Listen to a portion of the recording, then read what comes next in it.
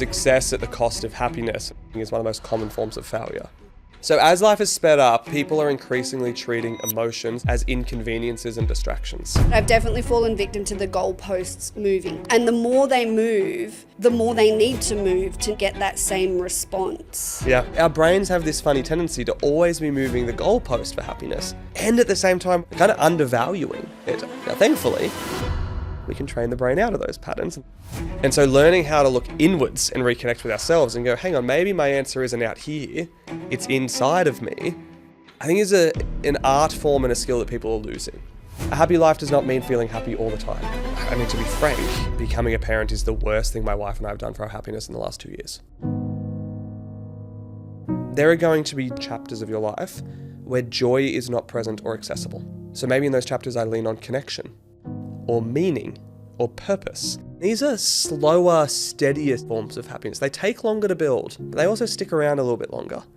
This is one of the biggest realizations I've had of studying happiness over 10 years. If we learn to cultivate happiness as a skill, we make better decisions, we think more clearly, we show up better in our relationships, and lo and behold, success kind of comes as a byproduct, not the main goal. Declan Edwards, welcome to Stay at the Top. Thanks for having me. Privileged that you had the drive down on this wet Monday morning. I can't say Sydney turned the weather on for me. Not what you imagine when you think of Sydney. Really looking forward to today's conversation. I love that you have dedicated your work to helping people be happier. You're a happiness researcher, you're a coach, founder of the BU Happiness College. I believe you've also just started a PhD. It's up in the air. I've sent off my application, my research application. Like, this is what I want to study. Yeah. It's going to be an 8-year process. I'm a sucker for punishment.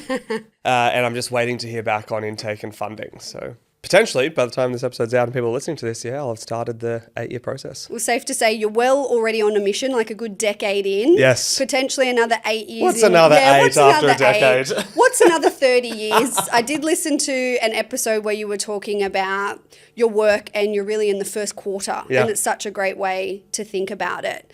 I guess to start and to set the scene, like, is happiness what we should be aiming for in life? I mean, I would argue so. Obviously, I'm a little biased because I've dedicated a decade of my life and career to studying happiness as a skill set and a science. I would say it's better than a lot of the alternatives. And what the most common alternative is, in a capitalistic society, we tend to lean towards prioritizing and pursuing success as the goal, sometimes at the expense and cost of happiness. We've all met people who've been remarkably successful in a certain part of their life, be it, financially successful, career-wise successful in their health and longevity. But if that comes at the detriment and expense of all these other areas that matter, now I would argue that success at the cost of happiness and well-being is one of the most common forms of failure.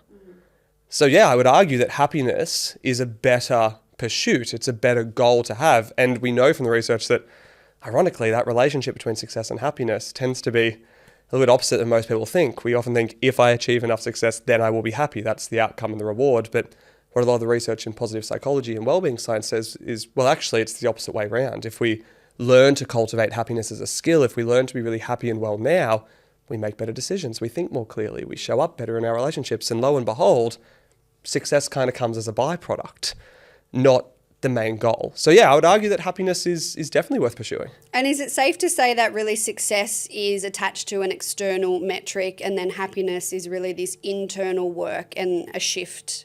Hope I haven't oversimplified it, but I think that's a fair way to say it. There are external elements that impact happiness. For example, early on in my career of studying happiness, I admit now, I'm ashamed to admit, but I admit I was one of those guys that said, money doesn't buy happiness.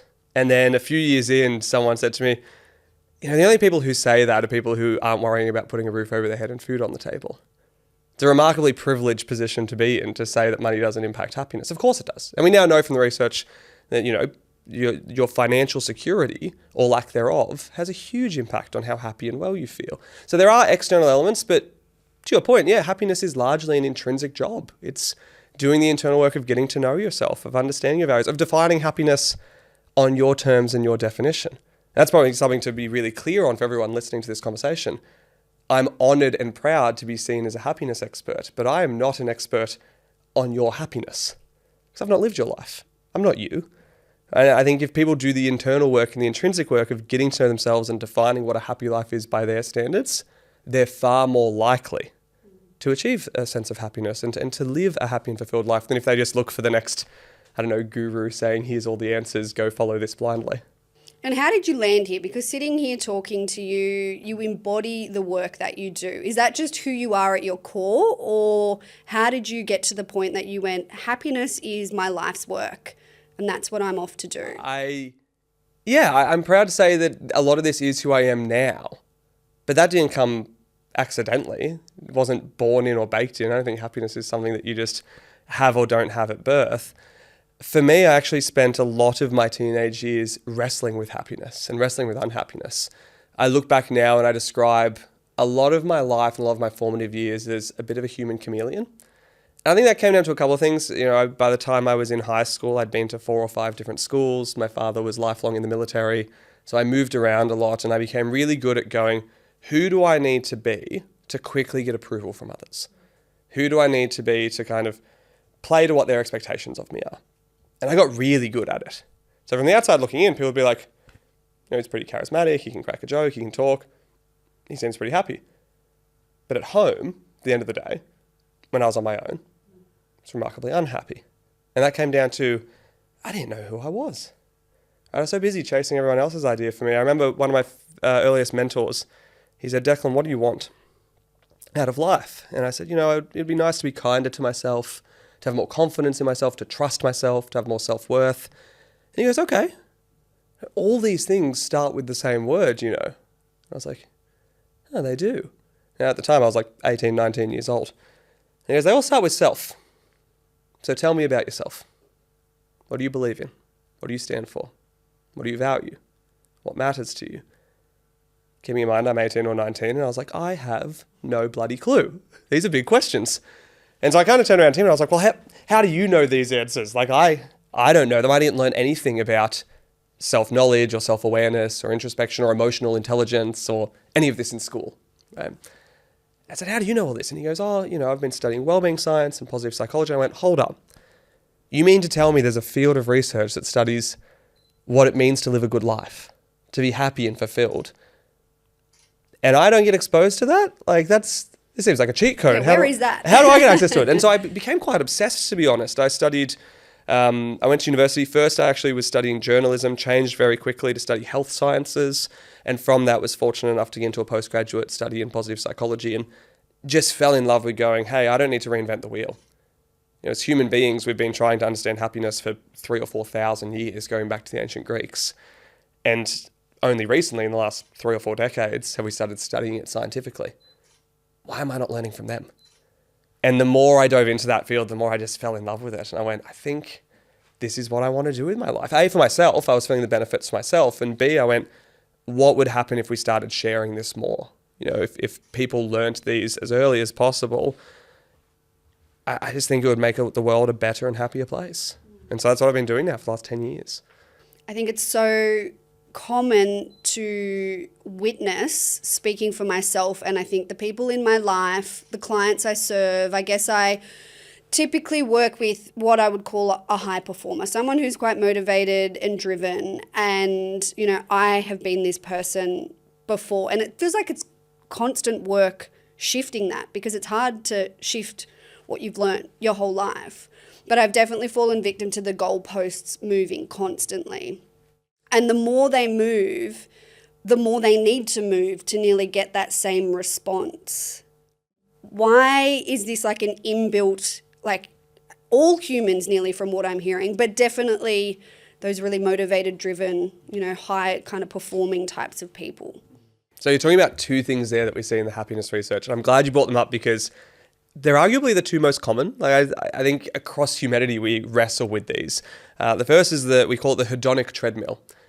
And the easiest way to know if you're on the hedonic treadmill, and by the way, just because I study and research happiness and teach it doesn't mean I'm immune to it. I've been on the hedonic treadmill this week, right?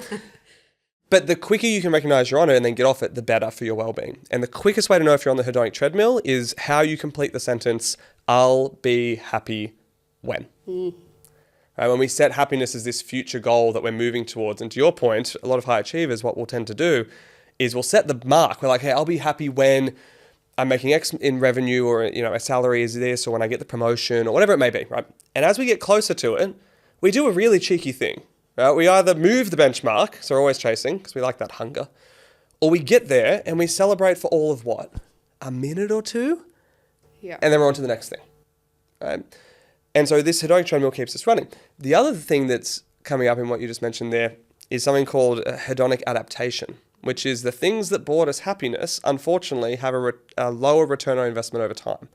The best way to think about this is, do you have a favorite ice cream flavor, for example? Not chocolate. Not chocolate. Yeah. Anything Yeah. but. Okay, Yeah. we've ruled out chocolate. Any Let's other go. option? I like a caramel swirl with a bit of a chunk in there somewhere. Oh my God, gorgeous. You're painting a picture for me. My taste buds can already experience it. So you haven't had ice cream for a while and you're like, I really feel like a nice ice cream. It's a hot day, like it's sunny, let's get an ice cream. If you go and you get a scoop of that caramel swirl, that first little mouthful, you're like, oh, this is the life. This feels so good. If you have a second scoop of it, and then a third scoop, and then a fourth scoop, I don't care how much you enjoy that ice cream. Eventually, you're going to get to a point where you're like, I genuinely don't like this. Right? Not only am I not enjoying it, I'm actively against it now. Our brains have this funny way of adapting very quickly to things that once boosted our happiness. Another example I tend to give is for everyone who's bought a new car. You buy a new car and you go, oh my God, the new car, I love it. I'm going to keep it so clean. I'm going to, polish it on the weekends. I can't wait to drive it around. The children aren't snacking in it. The children aren't snacking. No food in the new car. That's a rule when we get the new car. Yeah. And what, 3 to 6 months later? It's just the car. You know what I mean? So our brains have this funny tendency to always be moving the goalpost for happiness. And at the same time, when we do get to happiness, reducing and minimizing and not kind of undervaluing it over time. Now, thankfully, we can train the brain out of those patterns. And thankfully, we can learn a lot of things that allow us to cultivate and experience happiness more often and at a deeper level. But these are inbuilt wirings, and they work really well for us. If you go into, well, why does our brain do this? It's not because everyone's brain is out there plotting against us, being like, right, how do I ruin happiness for all of us? It's because, and I mean, to be frank, this is one of the biggest realizations I've had of studying happiness over 10 years.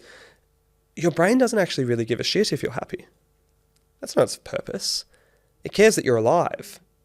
And so in pursuit of survival, in pursuit of comfort, in pursuit of predictability, it'll sacrifice happiness if we don't train it to do otherwise.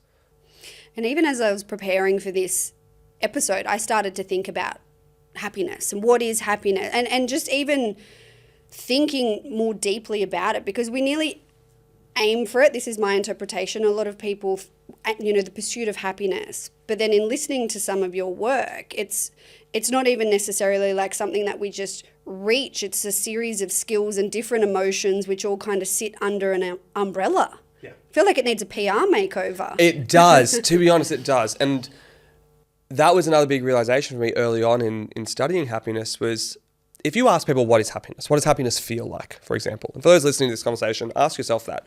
What does happiness feel like?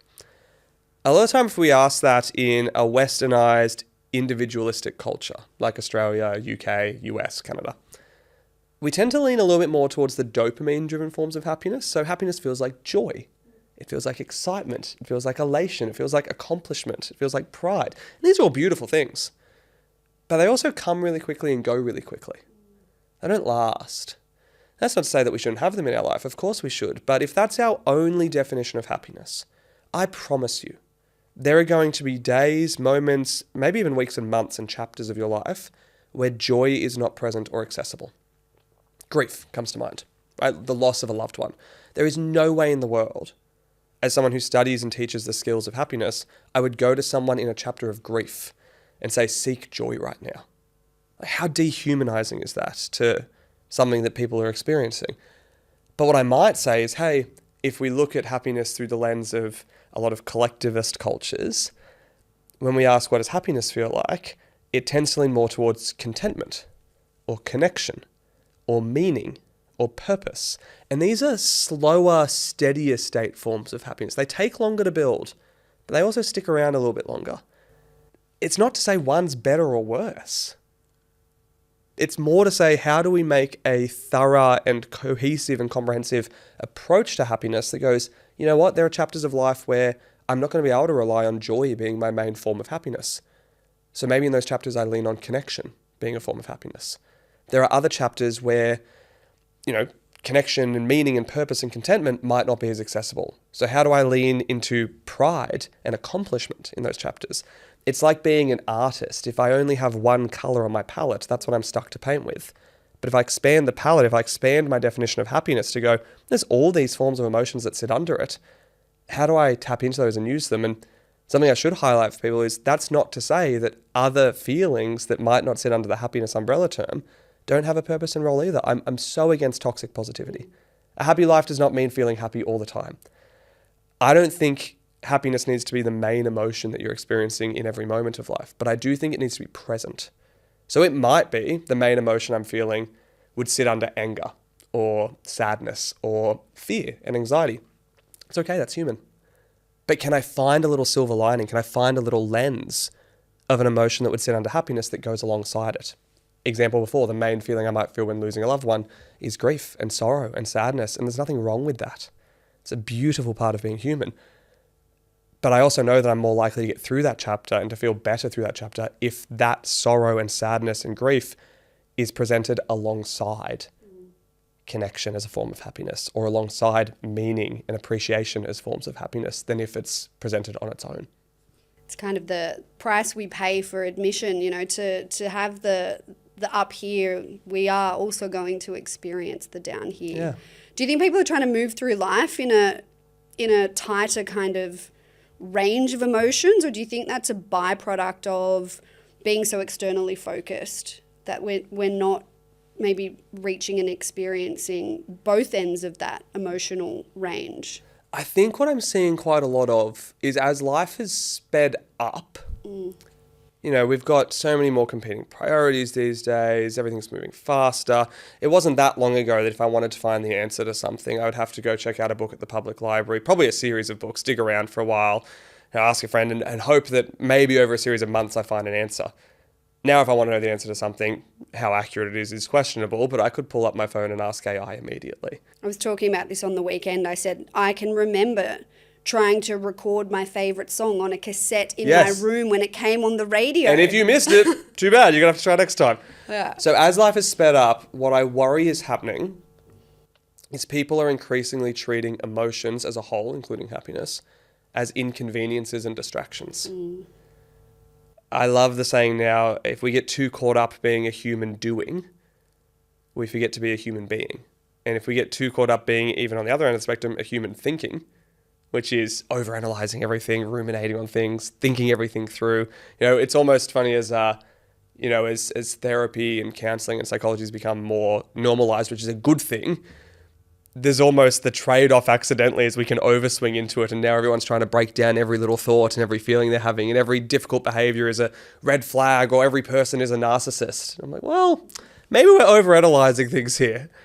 We need to come back into this middle ground of just being able to go, hey, part of being a human being and living a good life as a human being is going to be learning how to feel and experience and work through our emotions. It's why, out of all the different skills of happiness that I could choose, it's the first one that I focus on in a lot of my work is, hey, if we cannot manage our emotions effectively and name them well, what hope do we have to do the deeper work of introspecting and understanding ourselves? It's like we're trying to look inwards, but our mind and emotions are so cluttered and so busy because we've been resisting them and avoiding them for so long. I heard an interesting analogy. I went to a health retreat on Mother's Day, actually. I went away for the night because I thought, what do I need for Mother's Day? I need a night of stillness, space and sleep. And they did a workshop, and I know I can definitely default into being all up in my head, as a lot of us do. And there was some analogy which was basically our brain really should be doing kind of 10 to 20% of the feeling as such, and really the body is the 80 to 90%. But most of us can't get into our body. And I imagine with some of your work, there is a lot of practices around that. Can you share maybe your own favourite practice, or one that really seems to resonate with a lot of your clients, or in the workplaces where you go and speak and consult? Yeah, I'm quite a fan of getting people to identify where the feeling sits in their body as a starting point. Because it encourages people to be curious about an emotion. And you're right, it's very easy to hyper-rationalize our emotions. So often I'll say to someone, hey, I mean, just as a starting point, building emotional literacy is really important. So if I said to someone, how are you feeling today? If they have 5 to 7 words to describe their emotional experience, which in Australia is often stressed, bad, not bad, good, or you know. Half those aren't even feelings. Now the last one, how are you feeling? Like, oh, well, I don't actually know. That's why I've asked you. Or, how are you feeling? Not bad. Okay, we've ruled out one option. What about all the other emotions left? Which of these are you feeling? If we don't have emotional literacy and emotional awareness, everyone knows about emotional intelligence, right? It's been spoken about for 40 years. But you cannot be intelligent about something that you can't name, that you don't have the language for. So as a starting point, we call it a 2-word check-in. If you were to describe how you're feeling today with only 2 words, what are the 2 words? And the reason we go only 2 words is because a lot of the time our emotions are captured and our feelings are captured in individual words. Confused, proud, uncertain, confident, right? These are individual words. Thoughts, and therefore the rationalization of our feelings, tend to be in sentences. How are you feeling lately? Well, work's really busy. You're just talking to me about context. You're not telling me how you're feeling, right? And so first and foremost, name how you're feeling in 2 words, max. Gets to the heart of it. And then get curious and go, where does that feeling sit in my body? So for example, this morning I had a bit of a rush. If you asked me this morning, I was like, okay, one of my words would be rushed. How do I know it's rushed? And I sit there and go, where does rushed sit in my body? I kind of go, oh, I feel it a bit around my chest. Well, how did I know to go there? My heart rate's speeding up. I'm kind of breathing a bit more shallow. There's a bit of cloudy. I can feel it a little bit around my head. There's a cloudiness there. And so once you go, well, where does this feeling sit? You then go, okay, how did you know to go there? Why did I know that it was sitting around my chest and around my head? And I start describing it. And if you can start describing your feelings almost as you would to a 5-year-old. Right? A 5-year-old doesn't know the difference between feeling rushed or overwhelmed. For example, they have 2 very close cousin feelings, but they are different. How would we tease apart the differences? And so if we can get into emotional nuance and not only recognize our emotions and name them, but then also be able to go, what does that actually feel like? That gets us back into the body. And we go, oh, that's an interesting feeling that's sitting there. And what's beautiful is sometimes you don't have to do anything past that. If you just feel the feeling, if you let yourself fully experience it, it's amazing how quickly it passes a lot of the time. A lot of the time, we wrestle with feelings for much longer than we need to because we're resistant to them, we're trying to explain them or rationalize them, and that's important sometimes. But there's a lot of the time where it's like, hey, if you just let yourself, the example I use a lot these days, not that people experience this a lot because of how busy life is, if you feel boredom, right, rather than reaching for the phone or reaching for Netflix or reaching for food or something to distract yourself, just feel bored. You'll be surprised by how quickly you get bored of feeling bored, and the feeling passes. If you feel stressed, if you feel sad, sit there, feel the sadness. It's beautiful having a cathartic cry in the shower, right? Be there, feel it, and it passes. Right? And I think so often, the saying is what we resist will persist. If we just fight the feeling, it fights back. It fights back harder and we get stuck with it. I'm interested to know, I know you became a father in about the last 12 months and if your perspective on anything that you teach has shifted in terms of that role and instilling some of this work, because that's what I'm sitting here hearing and thinking, like, I need to learn this. I'm sure a lot of people do, but also how do we then pass this on? So, maybe this next generation are a little bit more in touch with their feelings. Are you thinking about this differently, or has this just made you double down on the work that you're doing in that context? Yeah, becoming a dad has done a couple of things for me. The first is it made me remarkably grateful that I've spent 10 years studying and practicing this, because holy cow, have I needed nearly every tool at my disposal. It was not, how would I put this? It was not a kind entrance into parenthood for my wife and I. It was not the entrance into parenthood we were hoping for. It ended up being quite a traumatic birth for my wife, quite a lot of postnatal depression, anxiety for both of us, actually, on the back end of it. For the first 8 or 9 months, we genuinely didn't enjoy being parents. I wrote a post about it at one point. I didn't know really what else to do except to journal and get my thoughts out.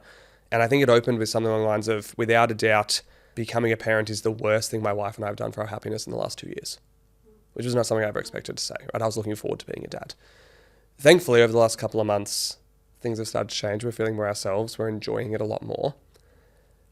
But the thing that changed within me is I started, because I'm a bit of a happiness science nerd, I like going to the research. I was like, hey, I can't be the only one who's experienced this. What's going on here? Like, I think particularly with something like parenting, you find out you're going to be a parent and everyone's like, oh my God, it's the best thing ever.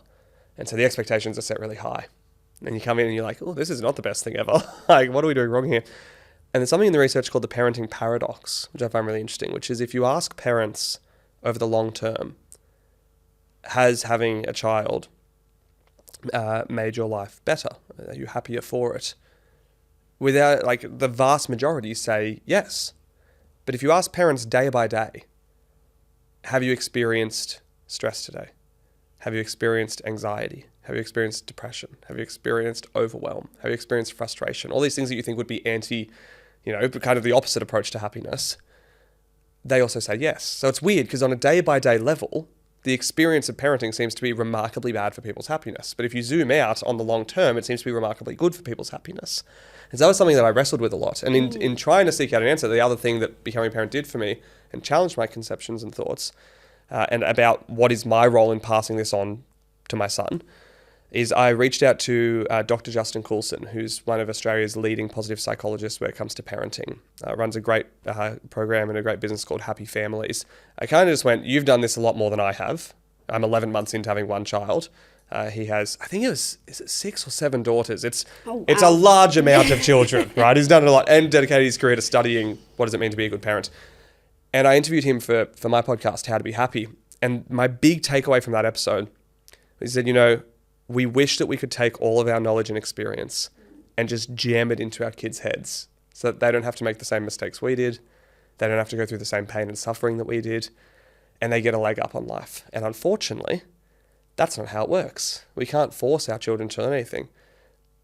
And it was a nice realization point for me. Something I think I've been aware of in the fringes, but it's become more front and center as I've become a dad. That even as a happiness expert, happiness coach, happiness researcher, it is not my job to make anyone happy. I can't. I can't make my wife happy. I can't make my clients happy. I can't make my son happy.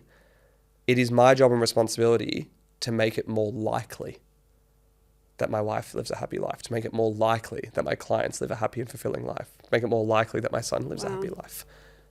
And that's allowed me to go, actually, you know what? I can be a little bit hands off on this. Right? I can't force this, which has been so freeing and rewarding.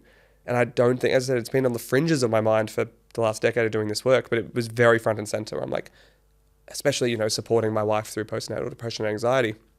It was so hard to see someone that I love so deeply suffer so much. And also come to terms with the tension point of, I can't solve this for her.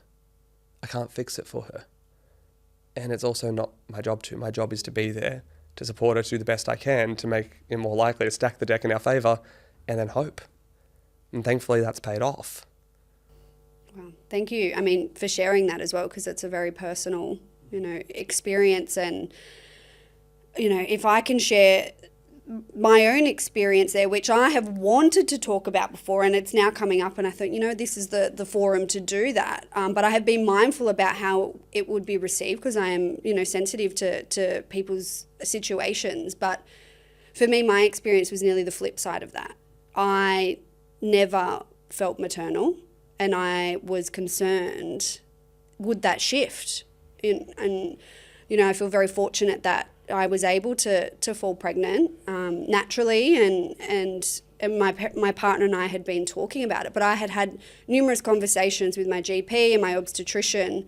What if this doesn't shift? Because even throughout that pregnancy journey, and then 1 or 2 days into being a mum, that did completely change. And it's just the biology of being a human, and that human experience is so different person to person. And I think the work you're doing around having these tools to be your life's work and constantly be kind of coming back to that is just an incredible place to share that. But yeah, I wanted to share that from my lens. And I have not had, I don't have a miracle baby that sleeps through the night or anything like that. But it just did change my perception of what I thought it would be to what it actually is. And I think that's what this comes back to, and I'm glad you shared that, right, is life is inherently unpredictable and uncertain, and we all make ideas in our head of what life's going to play out like. We do it on a micro scale too. We're like, okay, this is how today's going to go.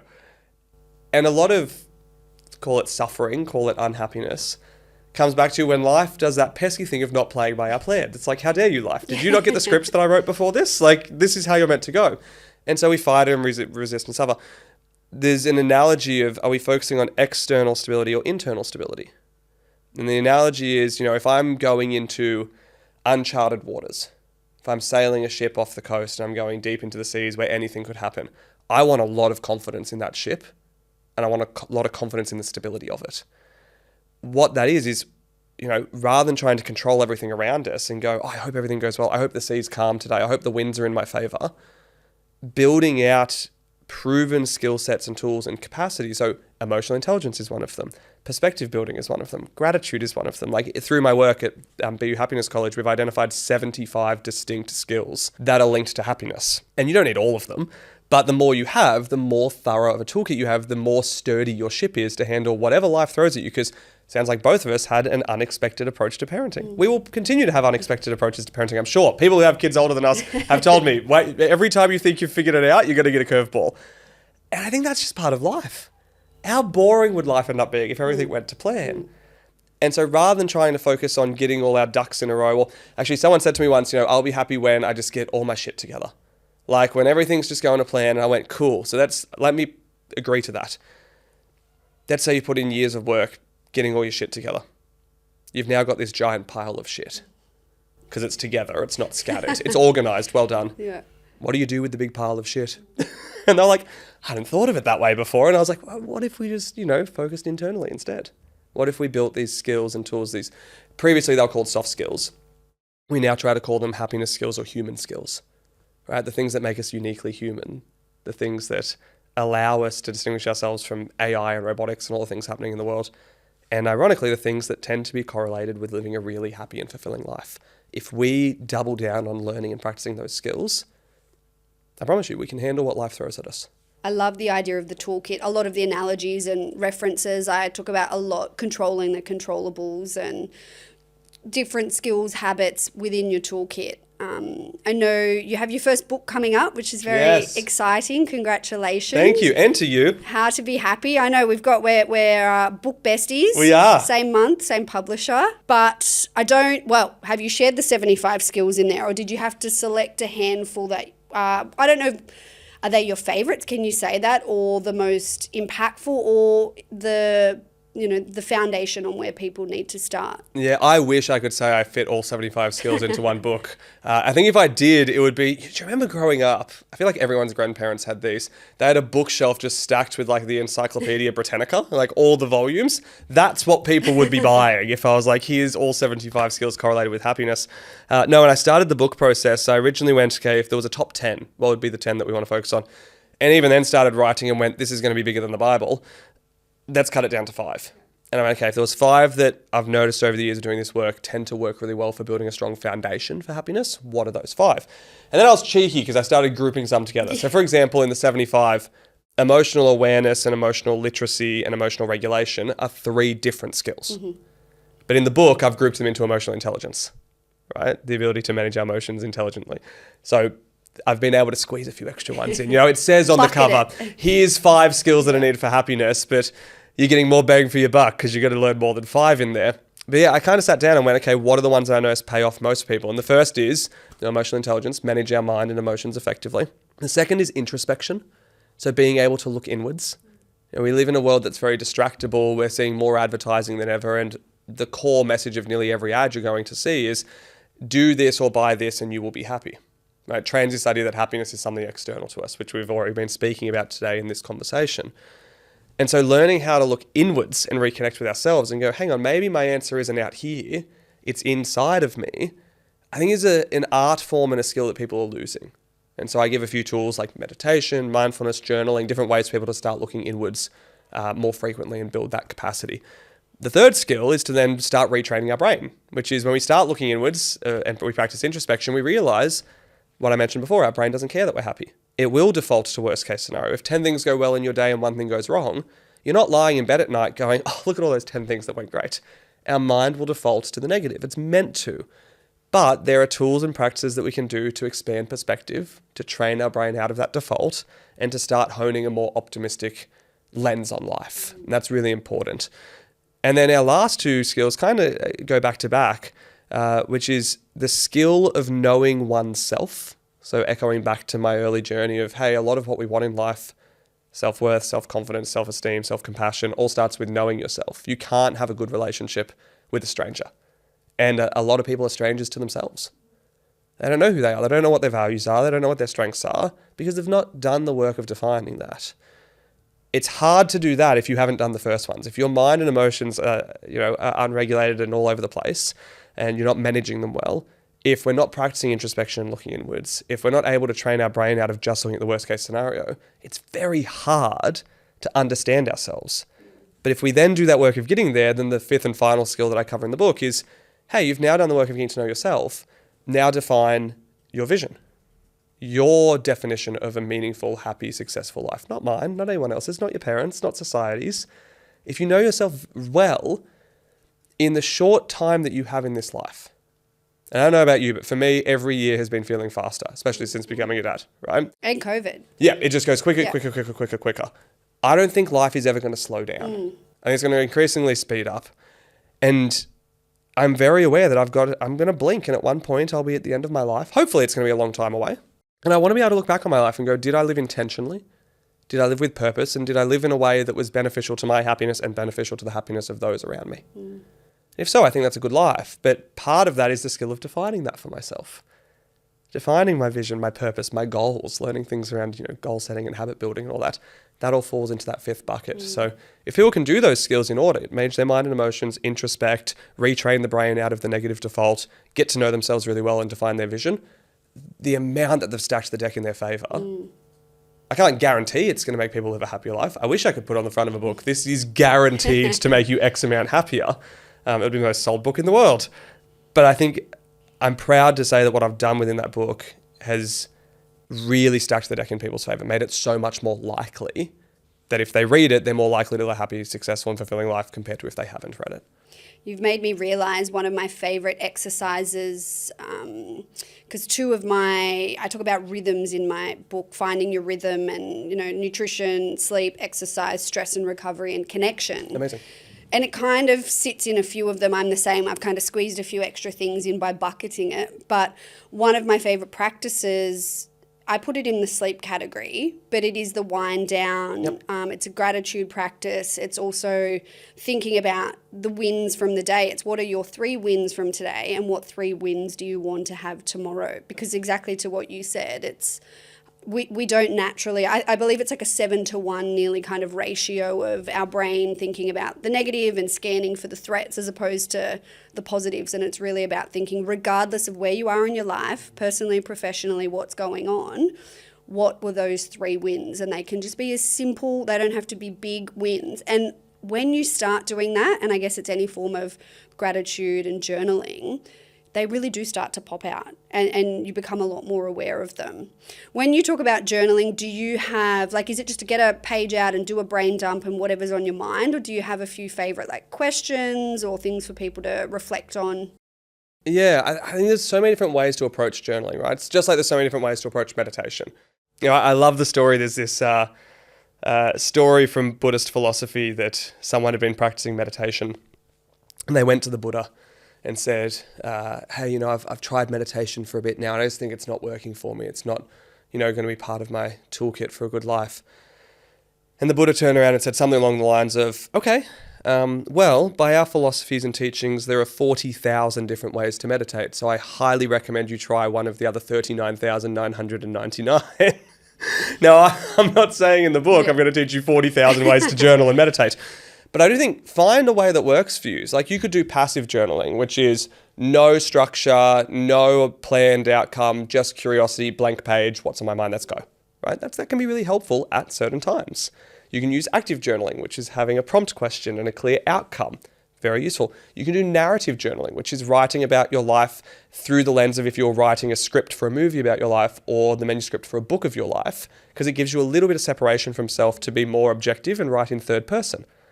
Very useful at times. You can do gratitude journaling. You can do audio journaling, which is, I use an app called Otter. It's free. It's just a transcription app. And if I'm driving, I'll turn it on. And as I'm driving, I'm sort of reflecting on my day. And I'll just talk about what's on my mind. It transcribes it all and gets it out of my head. Again, there's so many different ways to practice it. It's more going, hey, can I find the right approach for the right time? I think it's a starting point. If someone's listening to this and they've never journaled before, a good starting point is once a week, have a book by your bed and just ask, hey, before this week closes out, is there anything on my mind or on my heart that would be beneficial to get out? We're just training introspection a little bit. Is there anything that's been weighing on me, that's just been sitting on my shoulders, sitting on my mind, sitting on my chest, that would be beneficial to get out? You don't have to do anything with it once it's out. Right? Like, there's more advanced forms of journaling where you go back and you analyze it and you look for beliefs or values or common themes and you can tease it apart. That's a big part of coaching and psychotherapy. But sometimes it's just beneficial to get it out of your head and go, okay, it's in the book, done, close that out. So just start with that. Right? Just start by looking inwards and going, is there anything that I just haven't voiced or haven't drawn attention to that's kind of simmering away below the surface? Because what I'm a big believer in is life, when it's time to make a change or do something differently, life gives us a poke, push, then a punch. And so many of us, myself included, because life is busy, ignore the pokes. It's only in retrospect that we go, oh, you know what? There were some pokes that wasn't the right job for me. Oh, there were some pokes that was a relationship that probably wasn't worth being in. Oh, there were some pokes that I'd let my health slide for a bit and wasn't looking after my well-being. We ignore the pokes and then life gives us a big push. If you ignore the push, you get a mean right hook. And life punches hard. For anyone who's been punched by life, you know what this feels like. The likelihood of it ending up there is so much smaller if you're regularly checking in with yourself via journaling, for example, and going, hey, is there anything that my mind and body are trying to tell me lately and I'm just ignoring? If you get it out, so much more likely to adapt to it and do something with it before it gets to that crisis point. And I love, what I'm hearing is it's not an exact protocol. It's these tools you can pull out, you can use, just find what works, just carve out the time, experiment. Yeah. And it's amazing how much, I don't know, maybe this is just me. I'm still, even though I've got the note recorder joining the meetings, I'm still there taking notes. So maybe that's just me. But it's amazing how much you think you don't have anything to write about or reflect on, and you just pick up the pen and put it to the page, and so much comes out. Yeah. I do want to spend the very last bit of our conversation, because I think it's really important, talking about connection. And I think a lot of people think about connection in terms of relationships and friends, which is, of course, really important. I've heard you on a podcast and I talk about it in my book, in my connection chapter, the Harvard study. Yes, yeah. So focusing on that kind of personal relationships. But a lot of us spend a lot of time at work and balancing connection at work while having boundaries, particularly if you're a leader. I feel like this is, again, something maybe people struggle with, on how they create and cultivate connection, but also retain, a level of seniority, particularly if they are that kind of C-suite or manager. Can I get your thoughts on all of that? Yeah, I'm glad you brought it up, because connection is an essential ingredient for a happy and fulfilling life. We know that now from the research. The Harvard longitudinal study, the longest running study on human well-being, particularly later in life, found that, there's all these things that contribute to it, but there's one that slightly outperforms the rest, which is our quality of connections to those around us, which I love because I think it's challenging a multi-billion-dollar self-help industry. Look at the term self-help. Yeah. It's focused on self. It's focused on individual. And I think in the past, there's been this narrative that happiness is an inside job. Happiness is individualistic. It's intrinsic, which I used to believe. And now I don't. Now I think the seeds of happiness are planted by us as individuals, but they're watered and nurtured collectively. They're nurtured in the spaces between us, right, where we overlap. Connection and relationships are essential to a good life. Now, when I talk about connection, I look at it through three lenses. Connection to self, which I mentioned before, knowing yourself. A whole chapter of the book is dedicated to that. connection to others. So this is, yes, our relationships. And then connection to a sense of something greater than us. Some people will get that through religion or spirituality. Some people just feel that by being connected to a shared humanity or to, whatever it may be, right? Having this sense of purpose in our life. If there is something bigger than me that I'm serving, I'm fortunate that I get a lot of that through my work, right? I think I'm just the latest in a long run of happiness researchers to do the work of sharing the science of happiness. And I hope that in my lifetime, I get to stand on the shoulders of the giants who came before me and pass that on. And then someone after me will take up the mantle and continue it. And that's where I get a big sense of contribution to something greater than myself. But all three of those, connection to self, connection to others, connection to meaning and purpose, or something greater than us, if you break down what connection actually is, it's just, what do we have in common? What do we share? Right? And so if we look at, in your example of at work, how do we have connection at work in a way that feels appropriate? You might not have, the thing that I share with my team at work is that we're going out and getting drinks regularly, and we're talking about our lives, or we all play on the same social basketball team. You might, depending on your team and workplace, sure, go to town. But that might not feel appropriate for your team and for your workplace. But if you can go, hey, well, what we all share and have in common is we have a shared set of goals right now, or we have a shared vision for what we're doing with this team, or we have a shared purpose for this organization, right? Or we have shared priorities. We have shared challenges. If you just go, what do we share? And you can point down answers, that is your entry point for connection. And you can do that with anyone. I think that's the beautiful part. If you get really curious about connection, you start going, turns out a hell of a lot of humanity has a lot more in common than we have apart. Not that you'd see that in the media, not that you'd tell that from a lot of social media either. But we do, right? I just fundamentally believe that most of humanity, the vast majority of humanity, are fundamentally good people who want to do good in their life and who want to experience good things. If that's my one starting point for connection, it's amazing how you can form connection with people from different backgrounds, cultures, languages, ages, just coming back to what do we have in common. I love that. I guess as we kind of get towards the end, I do want to call out the book again. So How to Be Happy, we'll have the link in the show notes. Anything you want to add around the book? I know you've been doing some live shows. You've recorded the audio book. Yes. Yeah. So this has been a wild journey. It's been 3 or 4 years of my life doing this book. Oh, wow. In particular. So studying the skills and science of happiness for over a decade now, but the last 3 or 4 specifically dedicated to, I say now, right, that my first 10 years of my career was spent learning, practicing, and teaching the skills and science of happiness. What I'm focused on for the next 10 years of my career is democratizing the skills and science of happiness, which means how do I make this way more accessible? So the book is a way to do that, right? Rather than someone needing to pay for me to come do staff training at their workplace or pay to work one-on-one with me or one of my team, which sure, if you want to go to town, but rather than that, I go, hey, for the sake of $30-something, people can get a decade worth of study and research in this packaged into a nice little book form. It's why we do our podcast, How to Be Happy, which, assuming people who are listening to this are podcast people, which I think is a safe bet because they're listening to a podcast, would love for them to come join us there too.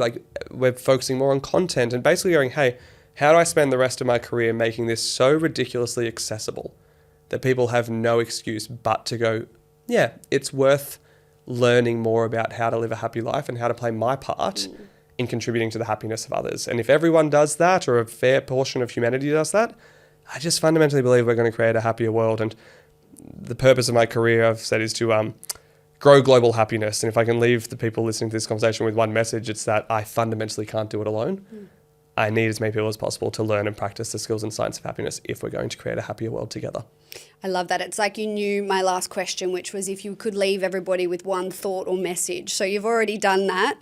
I'd love to shine this back on, you personally, and I like to ask my guests a question because everybody I have on here is on a mission, whether it's from their expertise, whether they're a leader or an elite athlete. They're doing some pretty incredible things, which also require them to have some good habits or practices, things that help keep them centered and anchored. So I'd absolutely love to know what 3 habits or practices help you, Declan Edwards, stay at the top. My top 3 lately, because they change a lot, right? I love it that. Depends Evolution. on the season I'm in. It depends on what challenges I'm facing in life. Gratitude is definitely one. So being able to take stock and notice of the good things that are around me.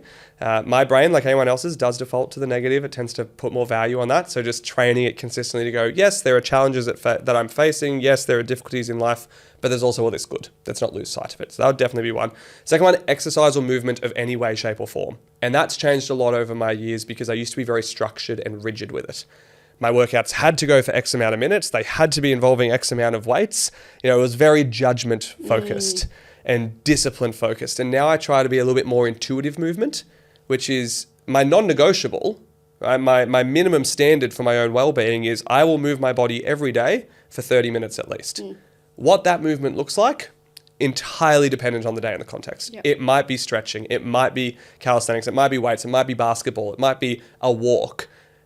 And so allowing myself to be a lot more intuitively led with my movement has been a really beautiful practice for me. Great. And then the third one I'd say is breath work, but particularly one type of breathing, which is called the psychological sigh, which we do naturally when we're asleep.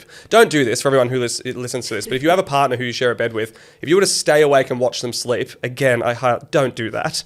But if you were, you would see every so often they would do this funny little breath where they breathe in, they have an extra little breath in, and they do this like long exhale, like and they sort of like sink into their sleep a little bit more. For whatever reason, that type of breath where you breathe in through your diaphragm, you have an extra little breath at top, and then you have a long exhale is a really quick way to stimulate our parasympathetic nervous system and calm the mind and body.